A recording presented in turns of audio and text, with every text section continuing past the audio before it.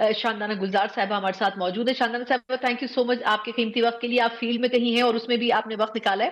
पहले तो ये फरमाइएगा कि कल की प्रेस कॉन्फ्रेंस पे बड़ी कंट्रोवर्सी हुई, बड़ी डिबेट हुई, लेकिन आज खान साहब ने उस गुब्बारे में से हवा निकाल दी। उन्होंने कहा कि अगर किसी ने कमीशन बनाना है 2014 का भी तो बना ले, पेश करवाना है तो मैं पेश होने को भी तैयार हूं।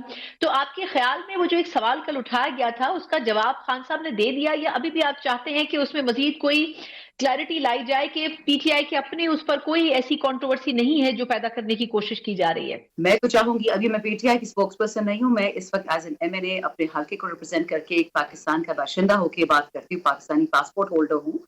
आई वुड सजेस्ट कि कमीशंस बने, बिल्कुल बने। शानदाना साहब, मुझे एक सवाल की इजाजत है। एक चीज और भी है, थोड़ी सी मैं आपके अंदरूनी मसाइल के ऊपर थोड़ी सी बात करना चाहूंगी। वो ये कि एक तो ये कि जो पब्लिक अकाउंट्स कमेटी के हवाले से बड़े दिनों से डिबेट चल रही थी, अगर आप उसके ऊपर अपना कोई कमेंट दे सकती हो कि पहले मरवत साहब का नाम नॉमिनेट किया गया, फिर शेख वकास अकरम साहब का किया गया, उसके बाद उसके रिएक्शन में हमने ये देखा कि पिछले 2 रोज में मरवत साहब जिस किस्म के स्टेटमेंट्स दे रहे हैं, कल भी उन्होंने कहा कि मैं खान साहब से मिलूंगा, उनसे बात करूंगा। अब आज उन्होंने कहा है कि मैं किसी भी जो आला सतह की लीडरशिप है पीटीआई की, मैं अब उनके साथ काम नहीं कर सकता क्योंकि मुझे खान साहब से मिलने नहीं दे रहे हैं। मैं उस ग्राउंड डीप उसमें नहीं जाती कि चले उनके मसाइल हैं, लेकिन आपके ख्याल में क्या बैरिस्टर गौहर साहब कंट्रोल नहीं कर पा रहे हैं पार्टी को सही मायनों में? जो लीडरशिप है वो प्रेजेंट नहीं कर पा रहे कि आखिर क्या वजह है कि उन जैसी शख्सियात बाहर आके इस किस्म के स्टेटमेंट्स दे रही है? पार्टी में मसाइल होते हैं लेकिन मरवत साहब बड़े आउटस्पोकन क्यों हो रहे हैं?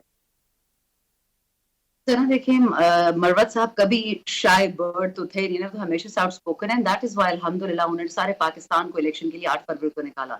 मरवत साहब ना होते अवाम ने नहीं निकलना था। वो वाहिद आदमी था जो ऑन द ग्राउंड था, जब सारे भगोड़े बाहर बैठे हुए थे, बाकी हमारे बदकिस्मत लोग जेलों में बैठे हुए हैं, कोई लोग प्रेसेस करके चले गए, कुछ जेन्युइन थे, कुछ ड्रामा था, ये चीजें होती रहेंगी। मरवत साहब पे जब तक खान साहब का हाथ है सर पे, मैं ये यकीन ही नहीं कर सकती कि कोई उनको गद्दार कह सकता है।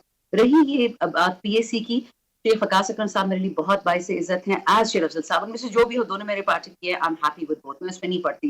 लेकिन आपको मैं ये बता दूं कि 5-6 एमएनएज ने ये बात खान साहब की हमारी पहुंचाई पार्लियामेंट्री कमेटी में कि खान साहब गिला शिकवा करते हैं कि ऑर्डर में एक देता हूँ, काम दूसरा हो जाता है। जिस तरह खान साहब ने ऑर्डर दिया था कि बाजूवड़ में जो इलेक्शन था उसमें एक सीट आप दे दें गुलजफर को एनए की, और पीके की आप मुबारक जेब को दे दें जो रेहान जेब शहीद का भाई था। वो इम्प्लीमेंट नहीं हुआ। वो किसने नहीं किया? I have no clue. I'm not part of the core committee. I'm not part of the political committee.